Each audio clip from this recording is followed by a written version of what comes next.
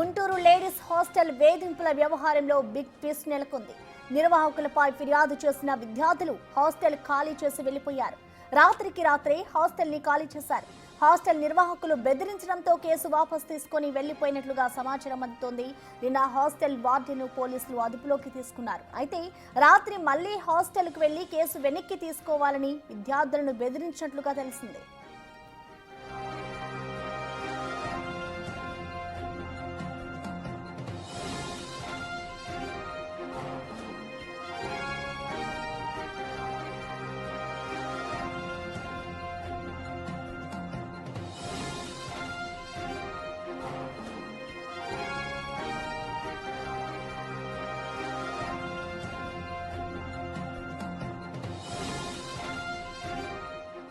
Srinivasa hostel ladies hostel ఏంటి ఇబ్బంది ఇక్కడ?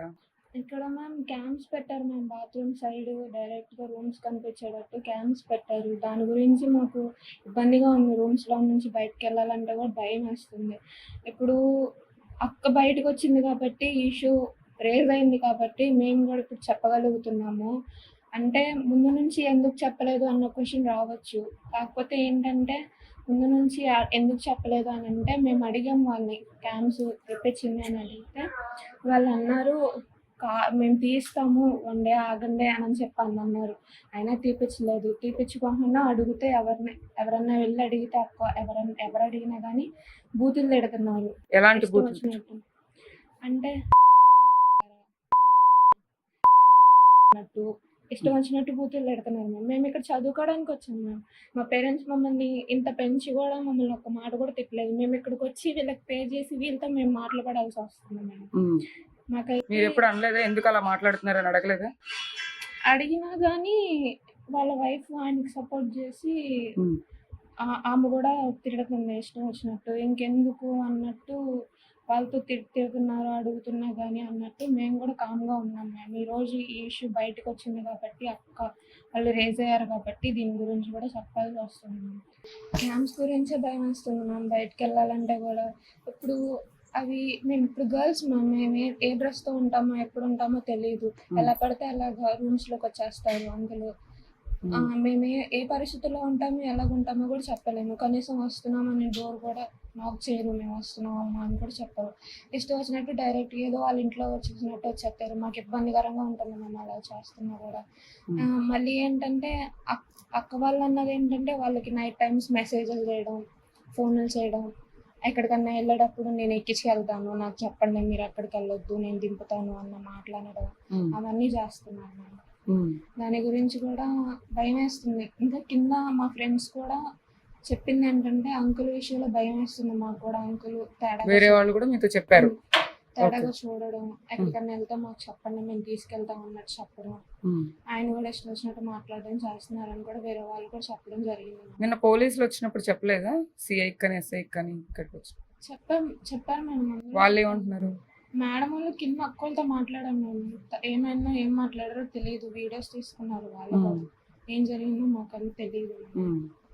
ఇప్పుడు తనంతట తనే వెళ్ళిపోయిందా పంపించేసారా? అంటే మార్నింగ్ తెలిసిన విషయం ఏంటంటే వాళ్ళే వెళ్ళిపోమన్నారంట అక్కని, ఇక్కడ ఉండొద్దు అని.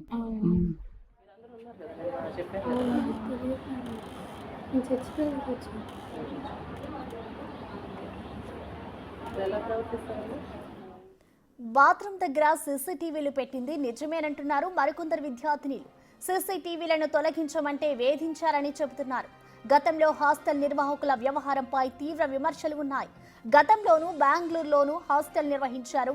అక్కడ విమర్శలు రావడంతో గుంటూరుకు షిఫ్ట్ చేశారు. అయితే విద్యార్థినుల ఆరోపణలు నిర్వాహకులు కొట్టిపాడేస్తున్నారు.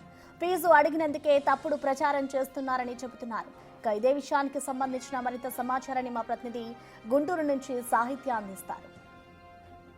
శ్రీనివాస లేడీస్ హాస్టల్కి సంబంధించి కూడా రచ్చ కొనసాగుతుందని చెప్పొచ్చు. అయితే లేడీస్ హాస్టల్కి సంబంధించి కూడా ఓనర్ భార్య అయితే ప్రస్తుతం అంతా ఉన్నారు. ఆవిడ ఏం చెప్పబోతున్నారు అంటే స్టూడెంట్స్ అందరూ కూడా కంప్లైంట్ ఇస్తున్న నేపథ్యంలో ఇక్కడ ఎన్ని సీసీటీవీ ఫుటేజ్లు బాత్రూమ్ దగ్గర ఎందుకు పెట్టారు అని కూడా ఆవిడ చెప్తూ ఉన్నారు. ప్రసాద్ అనే వ్యక్తి కూడా బూతులతో మాట్లాడుతున్న పరిస్థితిని అయితే కనుక వాళ్ళు చెప్తున్న పరిస్థితి ఉంది. కాబట్టి ఆవిడ మాటల్లో అడిగి తెలుసుకుందాం. ఏమంటే ప్రసాద్ గారు ఆడపిల్లల బూతులు మాట్లాడుతున్నారు? ఏం మాట్లాడలేదు, మాకు అవసరం లేదు. మేము హాస్టల్ మెయింటైన్ చేసుకున్నాను. నేను ఓన్లీ ఫీజు అడిగాను. ఫీజు అడగంగానే అమ్మాయి నాతో ఇట్లా చూసి ఇస్తాము లాంటి మా పేరెంట్స్ కొట్టలేదు ఇస్తాము అంది. అమ్మ మేము ఫీజు ఇస్తేనే కదా మేము మీకు ఫుడ్ పెట్టేది నాన్న, ఫీజు కొట్టాను. పైకి వెళ్ళి గొడవగా మాట్లాడుతుంది, పెద్దగా గొడవగా మాట్లాడుతుంటే నాన్న నువ్వు కిందకు వచ్చి మాట్లాడు, లేకపోతే నువ్వు నాకు అమౌంట్గా అన్నది నువ్వు ఖాళీ చేయనా, గొడవగా మాట్లాడొద్దు అన్నాను. అనేలోపు అమ్మాయి కిందకు వచ్చేలోపు అమ్మాయి ఎవరో ఫోన్లు చేసుకుందాయేమో కిందకు వచ్చి 10 మంది పిల్లల్ని పిలుచుకుంది. మేము పోలీస్ కంప్లీట్ ఇచ్చాం. సార్ ఇట్లా మా హాస్టల్ ముందు ఇట్లా అబ్బాయిలు వచ్చి గొడవ చేస్తున్నారు అని పోలీస్ కంప్లీట్ ఇచ్చాం. వాళ్ళు వచ్చేలోపు వీళ్ళందరినీ అరిశారు, కొట్టబోయారు, పిల్లలు వెళ్ళిపోయారు. ఇంక అంతలోకి మీడియా వాళ్ళకి ఎవరు చెప్పారో మాకు తెలియదు మేడం, అంతవరకే జరిగింది. అంటే అమ్మాయి కంప్లైంట్ ఇచ్చిన అమ్మాయే కాకుండా మిగిలిన వాళ్ళు కూడా ఏమంటున్నారంటే బూతులతో మాట్లాడే వాళ్ళు అని చెప్పేసి మాకు అవసరం ఏంటి మేడం, హాస్టల్ మెయింటైన్ చేసేవాళ్ళం మేము, ఒక బిడ్డల్లాగా చూసుకోవాలి. అలానే జరుగుతుంది. మీరు కావాలంటే ఇప్పుడు మీరు అంతా ఎంక్వైరీ చేసుకున్నారు. ఇప్పుడు అలా మేము తిడితే మీరు ఎందుకుంటున్నారు మేడం, ఇక్కడ వెళ్ళిపోవచ్చు కదా, మీకు వాటర్లు ఏమన్నారు, సీసీ కెమెరాలు అన్నారు, మీకు ఇబ్బంది ఎందుకు పడుతున్నారు, మీరు ఖాళీ చేసి వెళ్ళిపోవచ్చు కదా.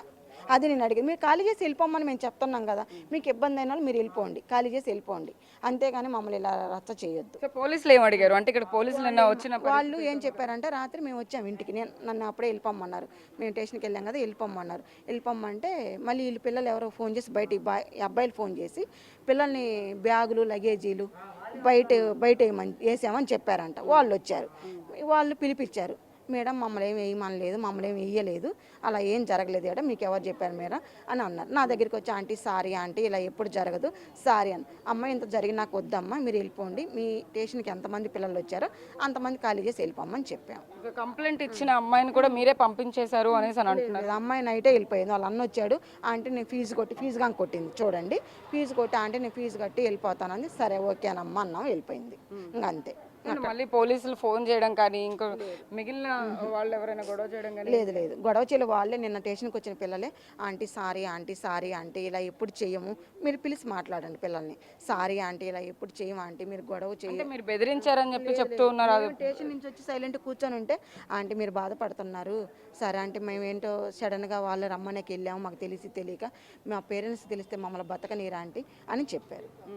అదే హాస్టల్ దగ్గర కూడా ఎక్కువగా అబ్బాయిలు వస్తూ ఉంటారు, సమస్యాత్మకంగా ఉంటుందని చెప్పి మరి ఎందుకు వాళ్ళ తల్లిదండ్రులకు ఎందుకు ఫిర్యాదు చేయలేదు? నెంబర్లు ఇవ్వలేదు మేడం, మేము కొత్తగా వచ్చామా, పేరెంట్స్ నెంబర్ ఇవ్వలేదు, ఒక ఆధార్ కార్డు ఇవ్వమంటే ఇవ్వట్లేదు, అది పేరెంట్స్ నెంబర్ ఇవ్వట్లేదు, ఆధార్ కార్డు ఇవ్వట్లేదు. ఫీజు కట్టిన నెంబర్లు అది బుక్ చూసుకోండి, ఫీజు కట్టారు వాళ్ళ నెంబర్లే రాశారు, పేరెంట్స్ నెంబర్ రాయమంటే రాయలేదు.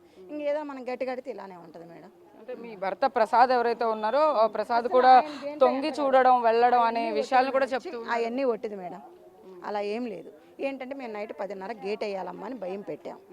అబ్బాయిలు వచ్చి గొడవ చేస్తున్నారు, అమ్మ అలా వద్దు, మేము 10:30 కల్లా గేట్ వేయాలి, మేము కొత్త వాళ్ళం, మాకు ఇబ్బంది వద్దురా, మీకు ఏదైనా మా ప్రాసెస్ నచ్చకపోతే మీరు ఖాళీ చేసి వెళ్ళిపోండి అని చెప్పాం. అది సో అది పరిస్థితి. అంటే మొత్తం మీద హాస్టల్కి సంబంధించి కూడా ప్రతి ఒక్క నామ్స్ వాళ్ళకు ఉంటాయి కాబట్టి ఆధార్ కార్డు అయితే సబ్మిట్ చేయమని చెప్పినప్పటికీ కూడా ఆధార్ కార్డు ఇవ్వని పక్షంలో అయితే కనుక ఇటు ఫీజు అడిగిన నేపథ్యంలోనే వాళ్ళు ఈ గొడవకి అయితే కనుక బయటకు వస్తున్నారు అంటూ కూడా హాస్టల్ నిర్వాహకులు శారద చెప్తూ ఉన్నారు. ఇటు ప్రసాద్ కూడా అనేకమైన బూతులు మాట్లాడడం అన్నీ కూడా ఖచ్చితంగా అబద్ధం, వాళ్ళంతటా వాళ్ళు కావాలని చెప్తున్నారు అని చెప్పేసి కూడా శారద అంతా చెప్తున్న పరిస్థితి కనపడతా ఉంది. వీడియో జర్నలిస్ట్ సాహిత్య బిగ్ టీవీ గుంటూరు నుంచి.